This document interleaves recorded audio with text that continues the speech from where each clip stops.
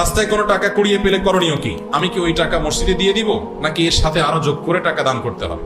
আমাদের দেশে অনেক মাসআলা আগের যুগের মুরব্বীরা বানাইছে, সৎ উদ্দেশ্যে অসৎ কাজ করছেন, সৎ উদ্দেশ্যে অসৎ কাজ করছেন, নেক উদ্দেশ্যে জাল হাদিস বানাইছে।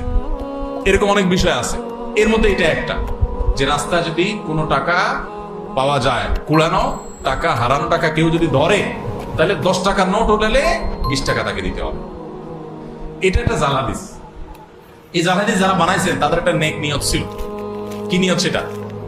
যাতে করে মানুষ যেমনি সেমনি টাকা ধরার সাহস না করে, যে ধরলে কিন্তু আমার 20 টাকা দেওয়া লাগবে, বাবা তার চাইতে না ধরি, যার টাকা সেই পাক।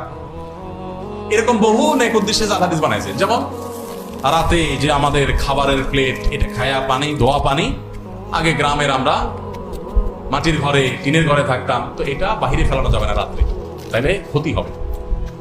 এই মাসালা যারা